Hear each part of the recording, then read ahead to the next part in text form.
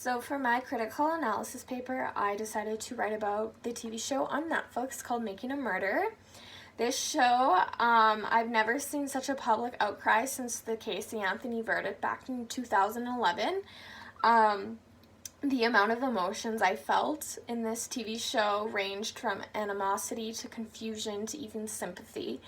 I find that this TV show brings to light a controversial trial that not many people really knew about, since it does date back to about a little over 10 years ago. I find that the show created heaps of talk, not only on social media but within families. I even had arguments about this trial with family members myself. I also find that the show brings into light how the injustice and mishandling of evidence, and it shows that through each episode, and it honestly just begs, you just end up begging for more and more information regarding the situation that is ongoing. This paper that I am writing about, it does characterize the class status of the individuals in the program and the influence the program can have on viewers' attitudes and beliefs and behaviors, and how meanings, identities, and knowledge are absorbed into the lives of each and every viewer, and the representation of events, characters, and places that seem natural to the viewer. I find that Making a Murder provides extensive information regarding the evidence in the investigation and how it was handled, and how the investigators dealt with the situation, and how it just led to such a public uproar. So Making a Murder debuted in 2015 on Netflix. Many didn't know about the case, like I said earlier, and it has attracted worldwide attention. It's written by Laura Riccardi, and the storyline to the program is about a gentleman named Stephen Avery. He spent 18 years behind bars for a crime he didn't commit back when in his early 20s.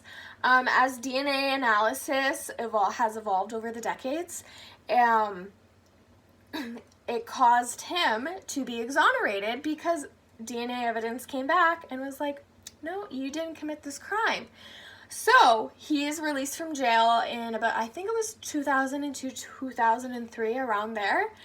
And as soon as he got out of jail, he hired a lawyer and he went to sue the Manitowoc County Police Department in Wisconsin for $36 million in damages for his wrongful conviction.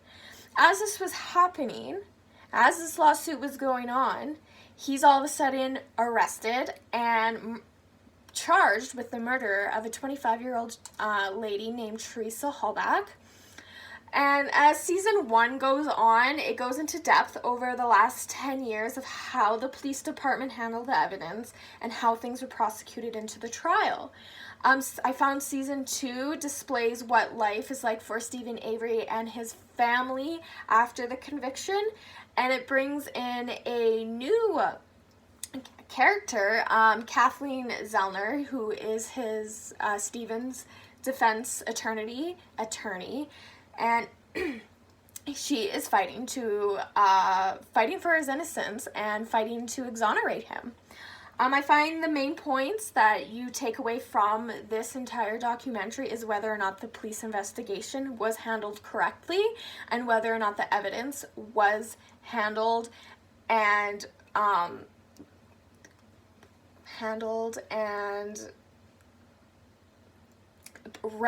presented correctly to the jurors. I just find it kind of sketchy that this is happening when Stephen Avery is doing his lawsuit against the police department for $36 million. So that's another key point within the show. But it's definitely a TV program that makes you feel every emotion, and it makes you wonder if there is corruption within the U.S. Justice system.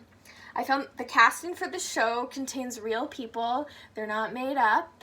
They are real people going through real life problems. So that's something that really draws you into the program. It's like, this isn't made up. This is real. This is true. This is happening. This happened, which makes it so much more interesting, I find.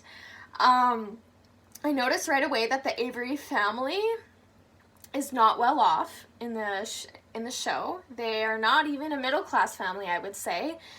They ran their own auto salvage business and hardly made ends meet. They also held no social status within the United States because they were such low income, and they were filing for this lawsuit against the police department to obviously get some money for the damages that they went through the last 18 years without their son.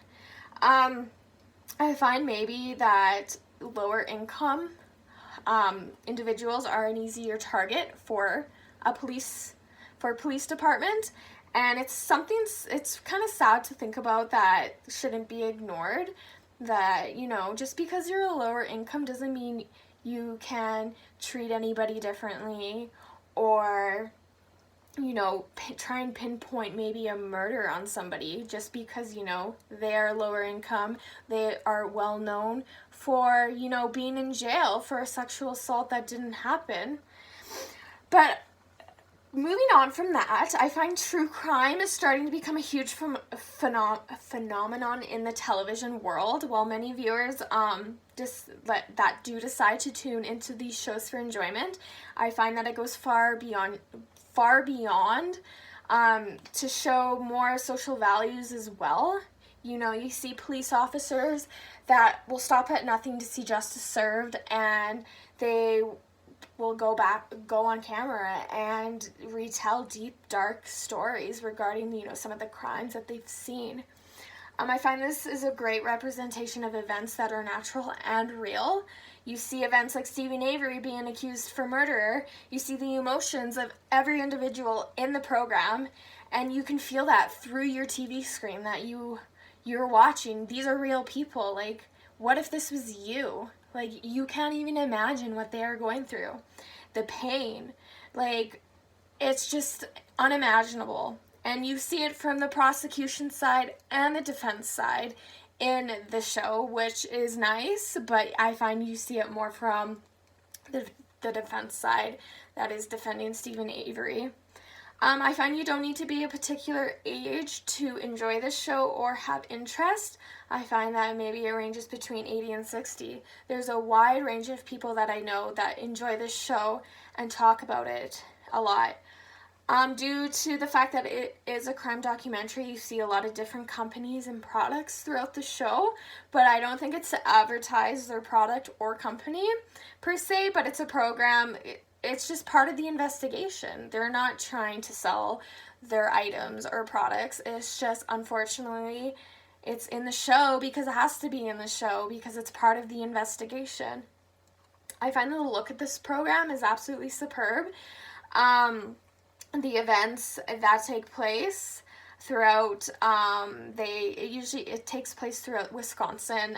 The camera work, being able to obtain footage from the trial from over 10 years ago and being able to edit it into the clip, it was so well done. I found that, you know, most situations were in the courtroom, offices, or in the Stephen Avery home. I find since Making a Murder is a nonfiction, there is no studio required. It is not made up. You don't need to make up a set. It's real life. This is real footage. And I believe this plays a role in how viewers view this program and how it makes them feel if it's realistic and not some program like some Hollywood TV series. Since Making a Murder has heaps and heaps of information from the case, I find that it shows how the American justice system works, and it goes through how you have to get to one level to try and get exonerated, and it goes through each and every judicial system. And it's really informative, but it's also really, it makes you very angry because, you know, whether or not you believe this person is innocent or not of this murder, it's just sad to see how hard it is to fight for your innocence and how biased and how crooked some of law enforcement and public defenders are. It's quite sad to me anyways. But, you know, it makes you kind of wonder if, you know, like, is the American justice system good? It makes you wonder, like, do I even have faith and believe that these people are convicting the correct people, or whether or not they're just throwing somebody in jail because they're being sued? So anyways, so taking in from the whole program, I find the program accomplished what I wanted to do, which was inform the public of the case and make it relevant. The fact that they got Netflix to sponsor it and air it makes it so much easier to get a wider audience, as more people watch Netflix than cable or satellite. But as you know, if you watch both shows, you find season 1's more one-sided, and then season 2 kind of shows more of the prosecution side. But like I said, they don't. A lot of the prosecution and old attorneys and lawyers don't want to talk. They don't want to. They don't want anything to say, which makes it kind of sketchy. So lastly, no matter where you lie, on if, you know, whether you believe he's innocent or not, you can't deny that the show is so well organized, and how they went into details pertaining certain events and individuals is what I believe drew in such a big viewing for this Netflix show. It shows how the system works, how the hard work and determination to build a case pays off, and how to take it to trial. It also shows how hard it is to try and overturn a murder conviction. And unfortunately, I personally believe that Stephen Avery is innocent, and he is unfortunately still behind bars. But I follow this case very closely, and according to his lawyer, Kathleen Zellner, she's working hard to prove his innocence and get him released from prison. But until then, I feel the public outroar and the education of this case will continue to grow, and people will still continue to fight for Stephen Avery. Making a Murder is probably one of the best TV shows I've ever seen, and I believe it will be one of the best TV shows for many more years. Thank you.